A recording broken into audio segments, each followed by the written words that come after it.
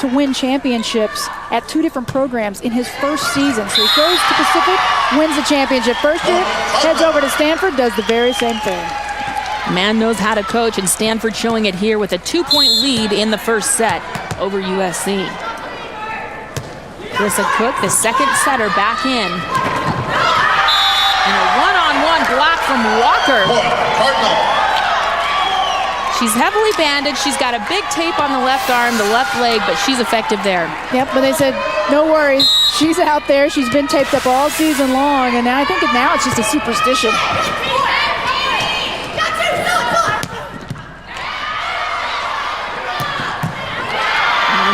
Back to back, but they are there. Stanford's defense. Back row Jupiter. And here's Kleinman. Great dig from Ailes. What a rally. Kleinman outside, finishes it for the Stanford Cardinals. What a rally from both of these teams. And for USC, the double block got up against Alex Kleinman 2 different times earlier and got the tip, but not on the 3rd try. They were able to slow it down and stay in it, but not that 3rd time. The block couldn't get there. 4-point run by Stanford has them up 18-14. Kleinman pacing the way with 4 kills as the Cardinal on top.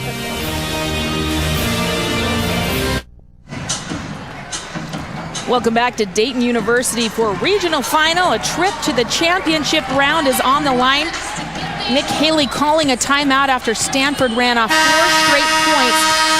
An experienced coach, 9 years at USC, 2 national championships, and he also has a gold medal. Felt the time was necessary to regroup right there for Stanford, or for USC. He has that instinct. Both of these coaches are such smart coaches. They will do every single thing that they can do. And they know there's a point where it's out of their hands. But if they know they can make a change, they will make it happen. Katie Fuller outside the pin. And here's Cook to serve again for Stanford. 5 straight points for the Cardinal. Can Fuller end it? And she does. Point, Trojans. Back to serve, number 3. Katie Fuller, the 6'2" sophomore for USC. This is a player, number 22. You don't always think about her, and that's a player that USC has to get involved. They take that timeout and they say, let's get the offense moving around to multiple hitters. Walker goes angle on that one. Beautiful elevation from Walker. So deceptive as well. She was just sort of lingering. You weren't quite sure if she was going to slide around. And you also have to give some credit to Cassidy Lichtman, their senior setter. She's a very deceptive setter, and she really set that up. Lyman on the serve. Off the block. And the Trojans keep sticking around. The serve, number 22, hitting very well here early. Stanford. USC was hot early. Struggled a little bit of late, but getting back into it with that swing. Both teams close to 400 hitting. The hitting percentage, very similar in baseball. Your goal is to be up around the 300 area, and if you get up to 400, you are doing something. Come on, Alexis. Come on, Alexis, pick up your hitter. Here's a chance for Stanford. Outside, Williams. On the overpass, Walker again in the middle. Jessica Walker, a sophomore out of Houston, Texas. What a story. She's only played in half of the sets this season, just 50, but she is red hot in the postseason. Definitely a player that you don't always think of, but as of late has put it together. And sometimes that's all it takes, enough repetition for a freshman, and the light switch finally goes on. Off the fingertips of the block. Point, Trojans. The serve, number 13, Helen Moana.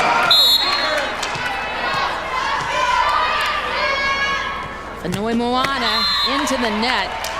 Point, Cardinal. 3 service errors for her yesterday in their match. Struggled a little bit to kind of get going, but she has been on fire to start out this one. Some are calling her a player of a lifetime. One of the most highly recruited players in the country. Chose USC. And Jupiter wide on that hit. USC calling another timeout, trying to regroup before Stanford finishes off set one. They lead at 23-17.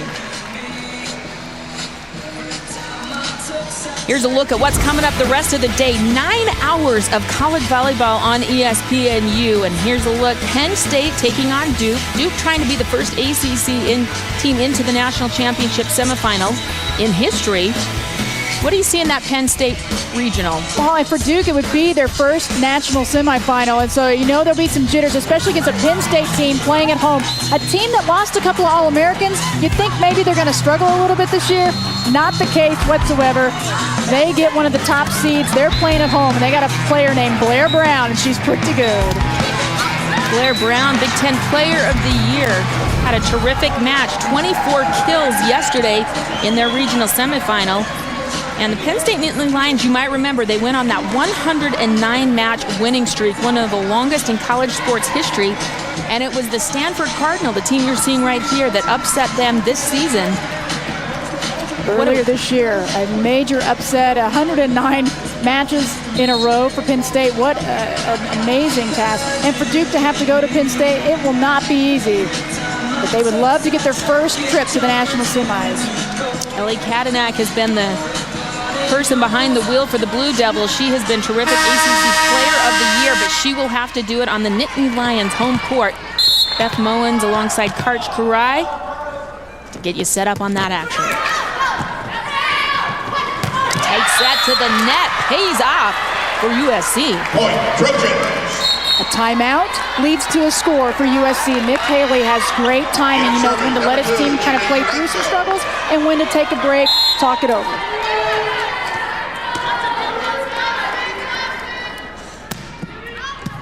Ringo on the serve. Oh, tight to the net, and Stanford in all kinds of trouble. Jupiter puts it away. That set was a little bit behind Alex Jupiter, but she was up there, had the hang time readjusted, and got the angle. 3 kills for Jupiter.